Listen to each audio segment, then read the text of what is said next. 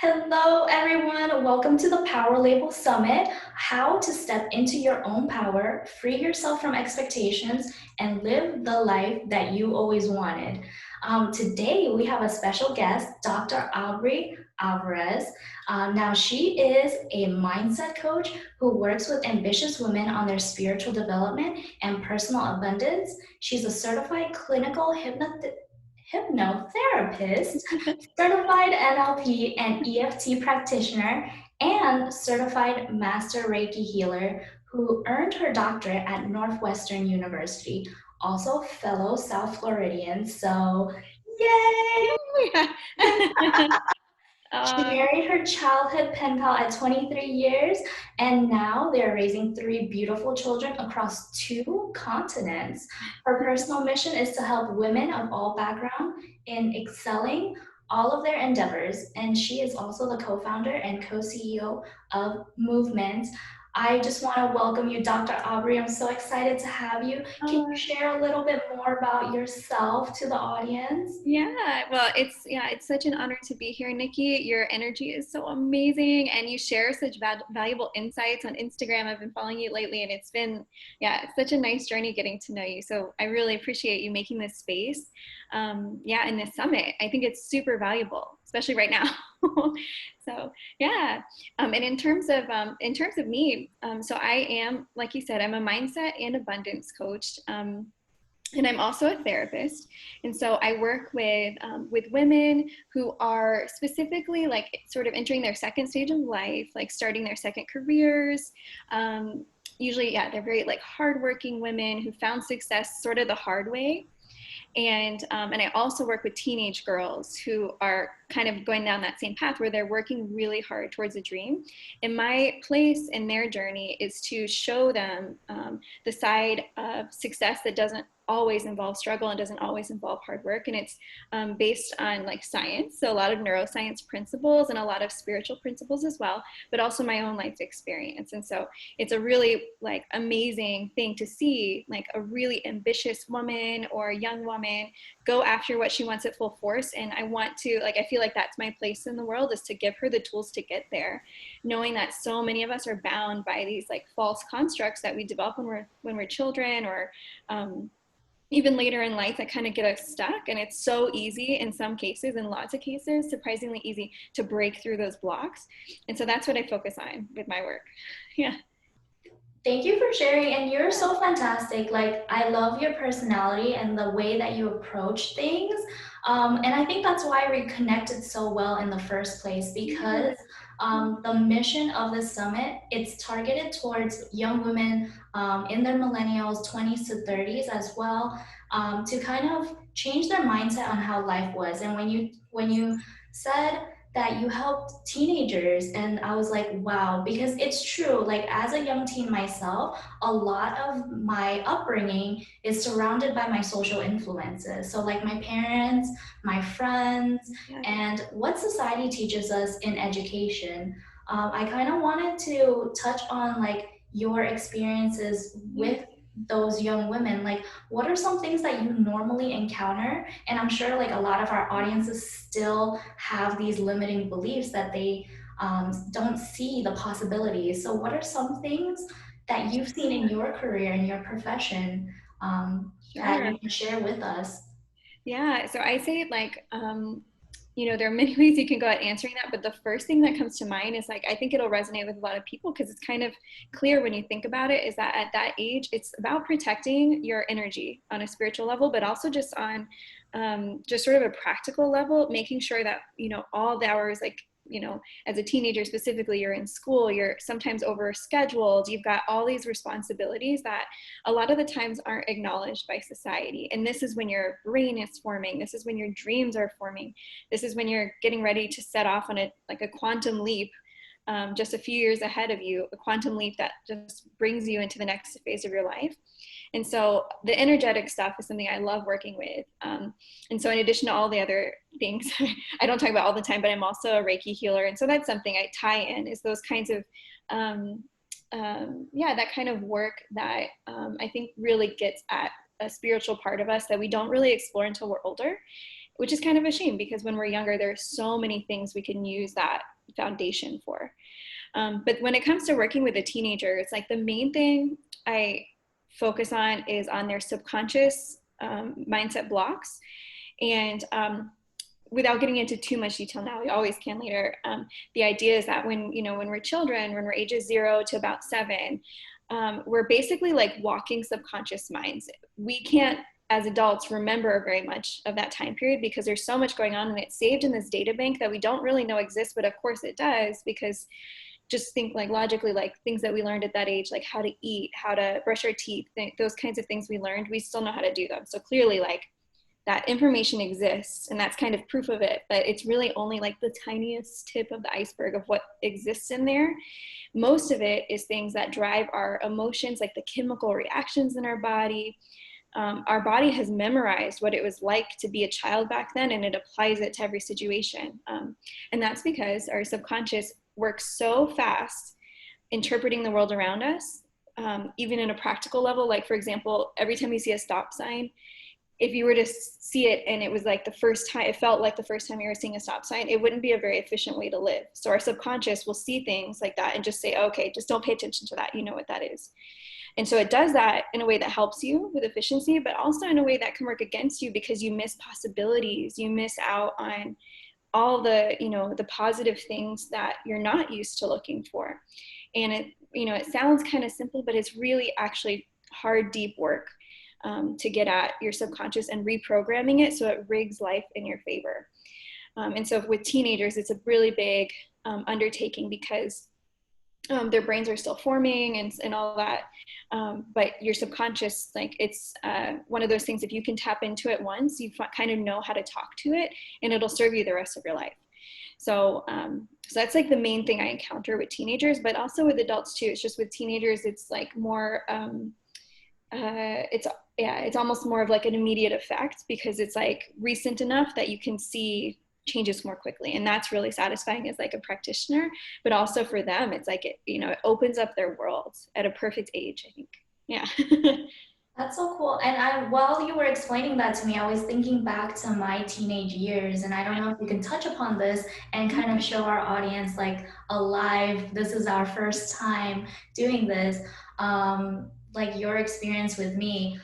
If back in the day, like I was really young, I started working when I was 12 with my family, and I always felt this pressure to kind of uphold the family business, right? I always felt like it was an obligation to my parents because they were always working. They didn't know how to speak English, so I couldn't leave them. And I think I brought that into my present life, especially in my early 20s, where I felt the need to stick with them, even though they said, go to a good school, like go to Ivy League, go get a good job, go do all these things. And I'm like, well, subconsciously, I'm like, I Yeah. feel deep down that that they need me. Like they can't survive without me, even though they're grown adults. So in that aspect, like what kind of healing would you do on somebody who has and I think a lot of people in my shoes, they feel the need to stick by their parents if they're like a single child, if they come from an immigrant family, we have really high expectations. What Yeah. kind of work would you do Yeah. in that aspect? Yeah, and it's funny because we talked about before, like we have so many things in common. Like we both come from, yeah, like immigrant families in South Florida, so it's like we've got so much in common. But so the first thing I would say is like yeah, you're totally right about like feeling those like subconscious things and knowing like it's affecting you now. And the thing that I love about your mindset is that you get at one of the more difficult concepts that I talk about even before the healing process. And usually I'll mention it and sometimes I'll face some resistance, but eventually like it feels right to them later in the healing process. But I start with saying that we are at cause for everything. So our subconscious, of course, we're like totally helpless when we're babies and we're just soaking things in. But we know at a certain point, just like you know now, like you have to take responsibility for your life. And part of that is addressing ways that we've interpreted the world, knowing one of the NLP principles that I always share too. So there's that concept of being at cause, and just knowing too that you know, the assumption that everyone is mostly good and everyone has good intentions, that being the assumption. And so the thing I always tell myself, and that I tell my clients in the very beginning, is to just operate as if everyone you talk to is doing the best they can with what they have.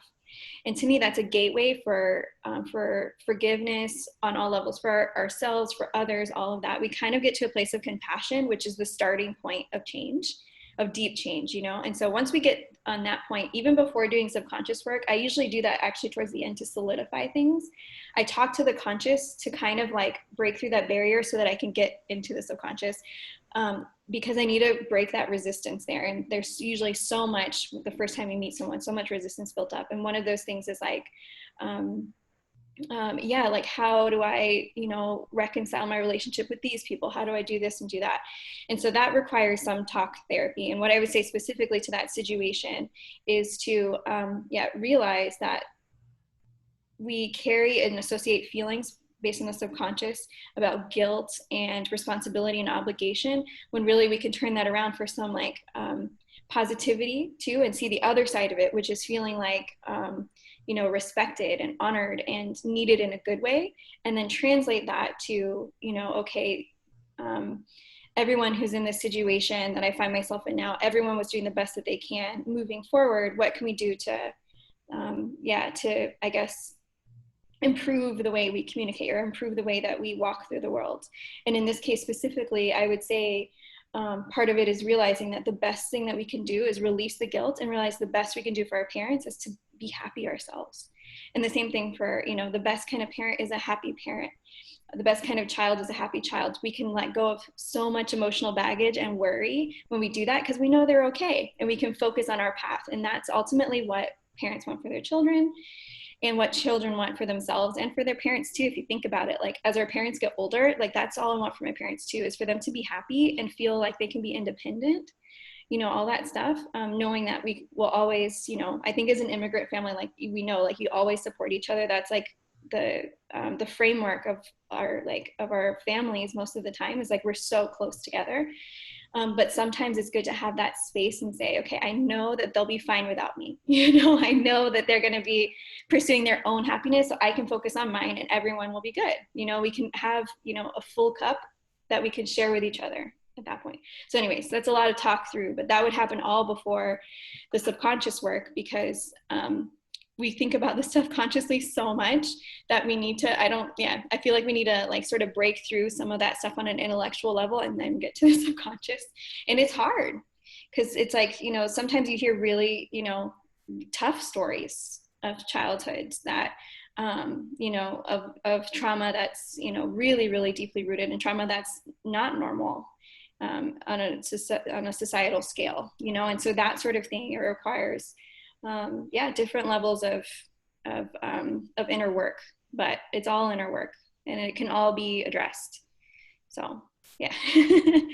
So I hope That is that. so important. And thank you so much for sharing that with me, because I know a lot of people are just living life as it is. And that was me for a very long time. I just lived life as I thought it should be. And that thought process was dictated by my surroundings. As always, it's like you go to college and you get a good degree. Yeah, yeah. And after that, you know, you get a corporate job, you get your 2 weeks paid vacation, and you get your benefits, and boom, you know, good for you. You're living the American dream. And I'm sure, like, with a lot of people who have immigrated here, their parents worked so incredibly hard, and that was what they wanted for their kids, was to put them through school and for them to get a decent job so they can live in a free country. And I want to share your story with my audience. Like, where are you from? And Yeah. we both grew up here in South Florida. So, what was it like in your childhood? Yeah. So, so I had a very happy childhood, but one that was very, I think, signature of, you know, of an immigrant family kind of childhood, where, like you said, there's a lot of, yeah, kind of guilt sometimes that you carry as being born into this country, knowing that the generation right before you struggled so hard. So in my case, we're Cuban Americans. And yeah, like a lot of Miamians, you know, we have that sort of almost like as a city, this bond over a lot of the trauma that happened for Cuban Americans back in the 1950s up through now. But you know, between the 1950s and 1980s, all the Cubans that came over, you would, I guess, get the sense that we're always helping each other, we're always looking out for each other. And like I mentioned, like that really shapes the way you operate in terms of all of your relationships. You feel the sense of responsibility. And so I, in the very beginning, felt it as a very positive thing. And I still do, but like I said, I think at a certain point, our generation kind of dispersed, right? And so our parents raised us in Miami, but now we went to school, we moved away, all that kind of stuff. And now it's like, we're in this kind of limbo. It's like we're kind of, trying to figure out how we can work as that same sort of framework living far away. So that's one thing, but also is like just the mindset itself that I want to like take it back to, the mindset of like an immigrant, of struggle as being the default, you know, hard work being the default. I'm one for hard work, and trust me, like I busted my butt to go to school. Like I even like in high school, you know, we didn't have as much as my other friends did in terms of like financial resources and stuff, but my parents always gave me the opportunity to be in that same situation, and encouraged me to do well in school, encouraged me to study when I got home. But it was up to me, because we're all at cause for ourselves. It really was up to me to like take 2 buses and a train and walk to get to my school every day, take 2 hours each way, because that's just where I wanted to go. I wanted to be in a place that had the kind of environment I knew I would thrive in. And that kind of self-awareness is something that honestly, it's almost like a stroke of luck in some cases. So for me, it was like, that might have been, you know, someone sort of encouraging me along the way, someone saying something, but a lot of that lives inside of you. And the thing is that it lives inside of everyone. It's just most of us have it turned off. And so luckily, you know, it was a perfect storm for positivity in my case, but I did always carry with me from that point on that sense of like, to be successful, it requires struggle, you know. And then eventually, once I found success, like I put myself through college, stayed up, worked nights, like went to school during the day, got my degree, went straight to a Ph.D, went to Northwestern, my dream school, put myself through all of that. Graduated when I was like 26. Like once I reached that point, then you feel guilt. It's like you can't escape the framework, right? And so that's when I knew. I was like, okay, I'm 26. Some of the members of my family, out of love, were, you know, saying, okay, so you did all this stuff, where's your husband, where's your like house, where's your baby? And so I by default engaged in all of that stuff and sort of went down that trajectory, not really examining my mindset, not really examining the guilt that I felt for being successful, the guilt I felt for moving away, the missing it, like the being homesick at the same time. It was so hard to navigate that. And I had to go inwards and say, okay, even if this requires me getting a divorce, which eventually I did, if this requires me like moving across the country, starting over, like completely being on my own financially, I got to do it, because that's what my heart is saying. And the further I go down this road, the less I get the less in touch I am with my authentic self. And one day I'm just going to snap. So that's when I had to have, you know, once my first daughter was born, I was like, okay, this, you know, I can't keep the cycle going. I don't want her to see that. I want her to see a happy mom. I want her to see a mom who's going for what she wants. And so that's when I like really like pedaled to the metal, became a single mom, and just sort of like went straight ahead, knowing that, you know, I could find happiness, that you know, I could find a different way to live. And now, honestly, after doing the subconscious work, I really do find it's like success and hard work, success and struggle, they really don't equate with each other. And actually, oftentimes, like the people who are very successful find a way to work smart, not necessarily work hard. And I had to teach myself that through mindset work. And in that process, I was able to support myself, like spiritually, financially, emotionally, whatever. And at that point, I was able to like reintegrate into the family, who this whole time, of course, was like really freaked out by everything, giving me guilt trips, all that stuff. Like it was crazy. I had like, very little support from most of the family, I felt. But at that point, I was able to go back and support them and have even better relationships, because I was who I was meant to be, you know. And that's when I found, yeah, like you had mentioned, like I am married to my soulmate now. And he's yeah, we were like pen pals for 23 years, and I always knew that's what I wanted. But living life by default, it's like you would never think, oh, I'm going to go off and marry my pen pal in Europe, you know. But living a life by design means, hell yeah, you can do that. Just make it happen. You know, it might take a while. You might have to like declare it to the universe and, you know, take inspired action and wait for everything to come to you. And the further away it is in the universe, the longer it might take, but it's coming if you don't give up. And so it's that mindset that I try to teach to, yeah, to my clients. And it honestly, like, I feel like the whole immigrant thing, like it's hard to teach that, but I can tell like on a very deep level, even without like talking, I know like you understand a lot of it. Right. And so many people do, because there are so many families like that in the US. And so, so it's definitely something I think worth exploring and not talked about enough. So I really hope people feel that it's a safe space to talk about it. And I know that, you know, coaches such as you, such as me and others, like we get it on such a deep level that it's something that's like, yeah, you know, let's talk about it. Let's get it out of the way, because that's sort of like the foundation of a lot of our mindset stuff, right? And like I said, there's so much positive. There's a whole positive half. There's that duality, the whole positive side to all of those things. It's all there. And so we really need to focus on that and let the negative stuff just sort of blow away, because there's no reason for it. It doesn't serve us, right? So, so that answers the question. It definitely does. And I absolutely love your vision and your mission and your upbringing. I think, you know, our upbringing allows us to be who we are today. Yeah. And so I definitely don't, I wouldn't say to anyone who's experienced hardship, like, oh, your life is going to be this way forever, because it's not. It challenges you to think in a different way that most people who have not experienced these challenges they would never experience. They Oh, don't yeah. understand. So You've got a tool embrace, set. Yeah. exactly, embrace your hardships.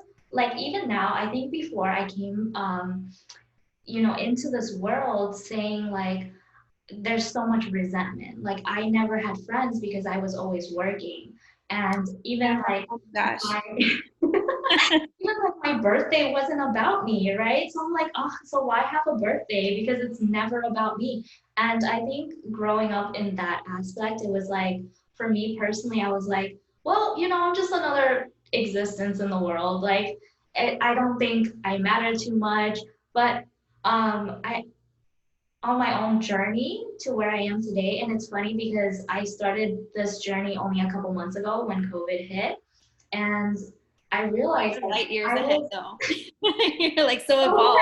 pandemic. I think this pandemic is a blessing in disguise It because is. Yeah. it causes people to kind of sit back and they're not so busy thinking about surviving. They're not so busy thinking about, I have to spend an hour to get ready and go to work, and I have to worry about uh, like the hour drive back home to cook for my kids and or to study in university and take all these exams. You have that interval of time that's free, and you get to sit there and you get to think about what you want out of life and reintegrate yourself in life. Like spend time with people you love and reconnect, because we have no place to go. It's perfect to kind of sit with your friends, and just us doing this, just sitting with people. Like I didn't even know you a month ago. Yeah. Um, Now we're like so but close to boxering. and and having these beautiful conversations, and I've met so many coaches throughout this process who are so nice, who are so willing to help because they understand that you come from difficulty yourself, and to help other people move out of their own self-limiting beliefs, that's a blessing. Like a lot of people don't realize that they're stuck in this world. And I didn't realize this for a long time. I was just so blindly chasing the American dream. I was so blindly chasing, I need to be successful. And part of me knew it wasn't going to be through corporate jobs. Like I did corporate for 2 years, and it was a blessing for me in disguise, because I realized the difference between working for my family and working for a corporation who you have no ties to. Like you get a Yeah. paycheck and you get your benefits, and it was more secure in my eyes and I didn't have the pressure of worrying about the outcome of the corporation. Like the profits weren't in my hands. I just had to deal with a happy customer, right? Um, but I also realized in that process, like there was no fulfillment in what I was doing. And combining the two worlds, like in my past experience with my family business, we grew in wealth and we also served people with products. In this world, it was like I get paid a set amount, but I also didn't really get to serve people the way I wanted to serve them. It was just, I'm unhappy right now. What can you do to help me? And once you saw that, they were gone from my life. And I was like, how do I how do I make a impact in the world, but also like how do I get out of that cycle of me having to be the perfect child for my parents and me having to live up to these expectations, right? So I'm so glad we're having these conversations because I'm sure so many people feel that way. Like deep down, they have a desire to want to be better, and that also creates this shield around you where you put on this mask and Yeah. you pretend to be someone you're not, right? I was such a people pleaser, Aubrey. I was just like, hi, how are you? Yeah, and then when people said, can you do this for me? I'm like, sure. But deep down, I was like, no, I don't want Yeah. Oh my to. gosh. Yeah. But they're gonna hate me if I don't, and then we're never gonna speak again. So I guess I have to do it. And that was the biggest push for me to stop putting other people before my own needs. Yeah. And Yeah. and I think like that changed my whole mindset when I started to do things for myself instead of for other people. Um, It is. and You need a full cup in order to help others anyway. So if that's your goal, it's like the best you can do. It's counterintuitive to us, but yeah, you got to take care of yourself first. Yeah. Is that something you encounter a lot with your clients, like those that come for assistance? Do you see a pattern of people maybe not taking care of their needs first? Yeah, I think the biggest thing is like people like there being a misinterpretation of what it means to take care of your needs and what self-care is. So sometimes it gets really complicated with teenagers because I find like with a lot of my clients they'll say like, oh, my parents say that I'm selfish, or I feel selfish for this. They feel like they are, when really that's kind of their job right now, is to figure out how to take care of themselves. And so they misinterpret things like self-care. They think it might be like, oh, I don't know, I'm gonna like treat myself to like an expensive handbag or something like that, when really self-care is filling up your cup. And that might mean that, or it might mean taking care of securing your finances, for example, and getting a side job, or addressing your subconscious mind, like those kinds of things. I find that yeah, that's sort of the main thing when it comes to self-care. And once it's like clear to that person what self-care means to them at that time, then I think it's really easy for them to fall into it once they see the effects of it, right? So everything gets better in business and your relationships and your physical and mental health when you take care of yourself, whatever that means to us. And as soon as you start seeing those effects, like that's when I think it's the tipping point for teenagers and adults. Are like, they see, oh man, my relationship with my mom is awesome right now. Like I can just totally be myself. I don't need to lie to her. I don't need to feel guilty. Like she can be herself with me. That kind of stuff, you hear it all the time when teenagers work on themselves. And so it's about like, I think, yeah, them figuring out what that self-care stuff means. But as soon as they do, and as soon as you apply it once, that's our job as the coach, right? To push them to go for it and to make contact with the success. And then from that point, like they know how to do it. So yeah, it's a really rewarding thing because we know how hard it is. You sometimes you just need someone to step in and say something. So, and that's our job. Yeah. Personal experience, I know. Yeah, I know. I can tell. No, I think the biggest difficulties I've encountered with figuring out like my own needs, it was that I just didn't know. Like I didn't know what I wanted in life, and I think when people spoon feed you for your whole life, you just kind of say like, oh, maybe that's what I really want.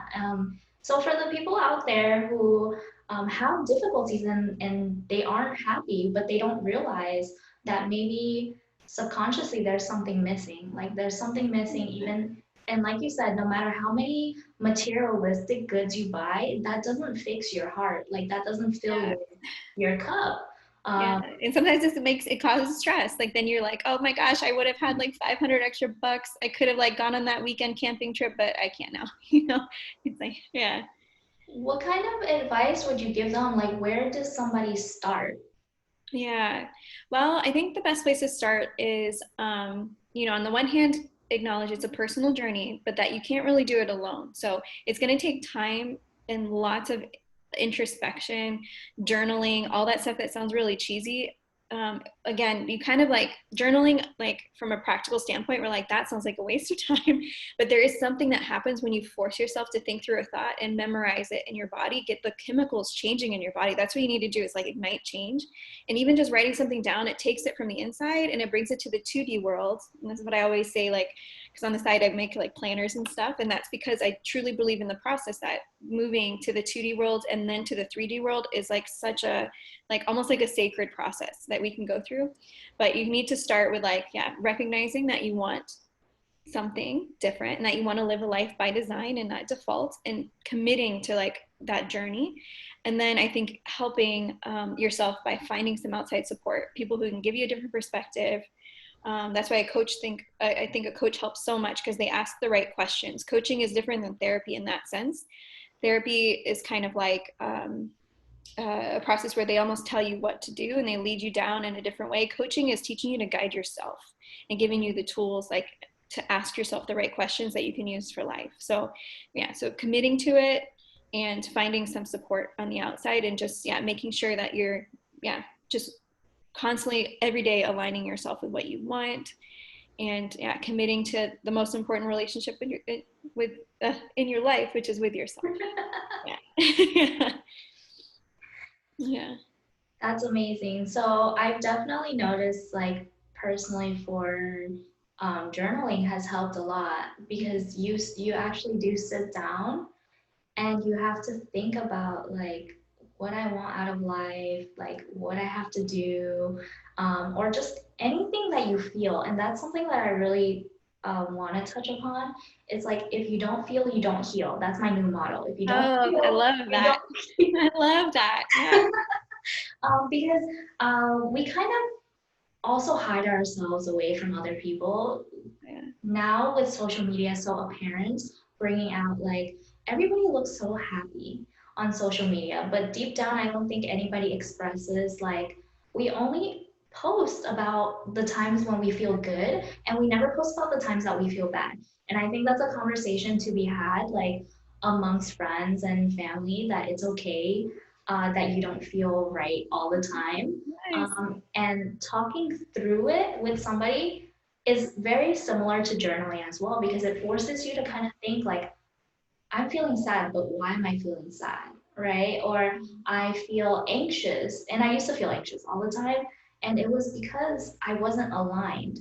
So, your message with aligning yourself every day, it's like, it's so important. It's so huge. Yeah. And so I would say the first step is like anyone who might be like listening and be like, oh, I've heard this a million times. It's like, yeah, we talk about it for a reason because it's a kind of the first step. And there really is something that goes on. Like I said, I like to focus on like the sciencey, like the biochemical processes that happen when you commit to a change and you write it down. That's like such a special, process. And you really need to feel like feelings are meant to be felt, and we've got these like this, like, we need to make sure that our emotional intelligence is carved out in a way that we understand, you know, deep pain just as much as like, deep happiness, because once you experience the other, you can experience the other to the same magnitude.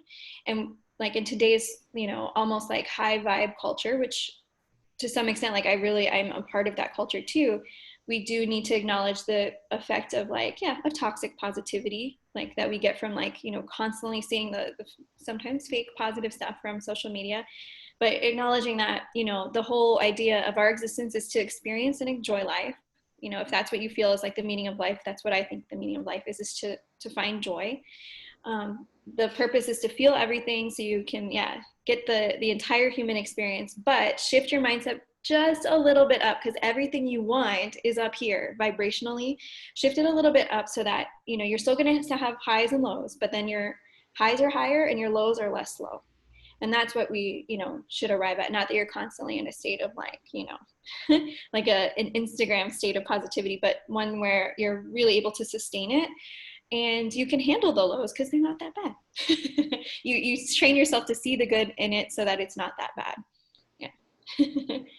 Now, I want to talk about your specialty because I'm intrigued. Like, I know nothing about, the psychological aspects and the chemical aspects of this. So when you say like the chemical aspects of working through what you're going through and reinforcing these new routines or changing your mindset, like, what do you mean? Give me examples. Yeah, so we know, so we've talked about like, and I think a lot of people have to some extent of familiarity, especially if they're watching this, is you got your conscious mind and your subconscious mind, and they run the show for a large part of it, but your body has an intelligence too. And on the cellular level and the genetic level, we have an intelligence that, that like it makes it like our cells make decisions. They take in data, chemical, mechanical, electrical data, pH level data. They take all that in and they make, to some extent, a decision based on our genetic material. So some of it is like based on, you know, like the material of who we are, but a lot of it's our conditioning, and we can change our conditioning and make our cells make different choices. So that in that level, like you really can, focus and say, okay, I want to experience more peace and less stress. Stress comes from like an uptick in cortisol, right, in my body. I need to learn how to manage that. So the first step for that is, if you want, I can go through it right now, just like a quick little exercise if you want. Okay.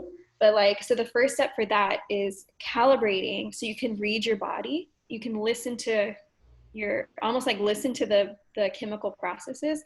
And then once you've got that down, you can almost talk to it, because you can feel things. Like, I don't know, sometimes if you feel like stressed out, before you even know you're stressed, like your body reacts. Like my left eye twitches when I get stressed out, and I'm like, oh my God, I need to back off, because I'm gonna like, for some people it's that, or a tightness in their chest, or their heart beats fast. Like, That's me. I feel heart palpitations like if I was on caffeine. yeah, right. And so you can, like, to some extent we know, but also like we don't have that sensory acuity unless we train ourselves. So one thing you can do is, calibrate your body to understand how to read when your body is saying yes and when your body's saying no. And then from there, you can kind of work out the nuances in between. And it's super easy and fast. And this might be kind of cheesy, but what I would say is start by eliminating stimuli, like turning off the lights, turning down the TV, and just sort of like, touching your heart if you want, because you can feel a big difference there. But getting quiet, closing your eyes, and just saying, body, show me no. Right? And like, you'll feel something. Like, you can, if you want to picture something that like, is going to make you feel like, oh my gosh, like a scenario. But just saying no helps. But for me, it's like, as soon as I do that, I feel like my belly, something happens chemically where my belly is like, it feels kind of funky. Like I could feel like a rush of something, so I know kind of in the future, okay, I can sort of read what my body's saying, and I can use that information to retrain myself, to upgrade myself on that level. And you can do the same thing with like the positive side, the other end of the spectrum, and just say like, body, show me yes. And like for me, yes is, I kind of feel like a rush to my heart, I guess maybe blood pumping, I don't know, but like, I'm gonna try that. Yeah. Why that one's great. Yeah. I'm gonna try it for you guys. Okay, ready? Good. So I'm gonna do body, show me yes.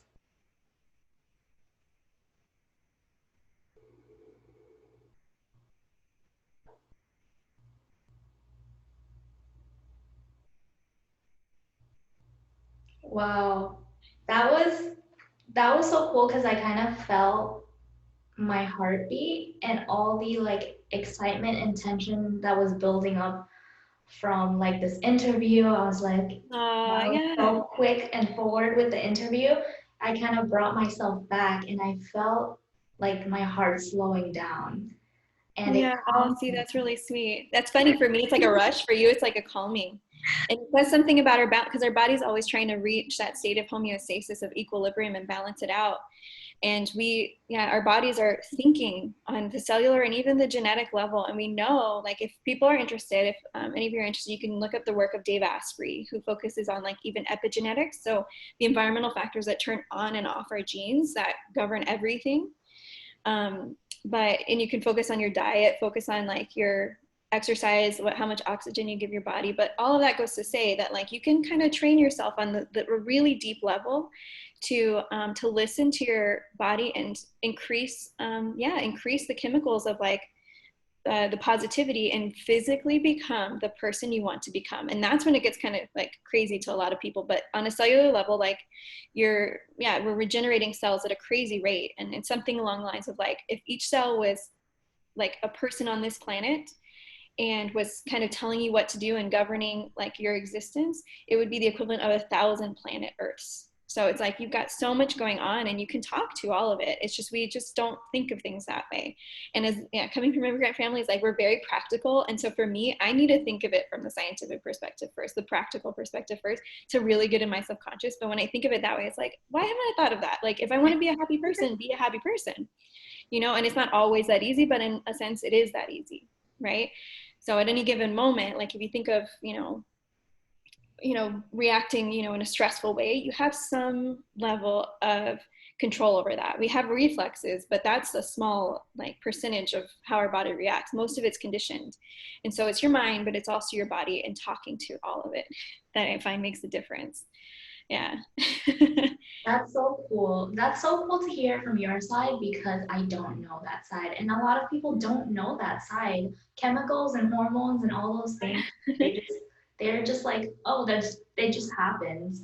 But to know that you can condition your body Yeah. and just speak to yourself on a cellular Yeah. level, that's quite amazing. And I know we're wrapping up here, so I want to hear from you, Dr. Aubry, just 3 tips that you want to give to the audience to Ooh, live that's a a good happier one. life or anything of Yeah. value that they can use on their daily. Yeah. So I would say, maybe a few. Okay. So definitely that mantra that everyone is doing the best they can with what they have. Let that serve you, right?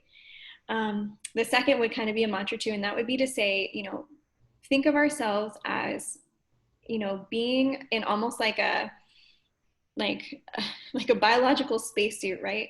There's so much to us. Our bodies are kind of just a part of the puzzle, and we're just here to explore our experience. So think of yourself as really the universe living through you. And there's a lot of science behind that, but we can talk about it some other day. But like Google it. The universe essentially living through you, and make sure you live each experience with depth and approach it the way you want to approach it. So if that's with joy or with gratitude, whatever it is, approach it with that. And then the third is to keep in mind that we all have our energetic body too, and the energy that we put out there, we truly do attract that into our life. And so you need to start with being what you want, being who you want, being how you want. Start with that, and the rest falls into place. So it's not as hard as it sounds, trust me. Yeah.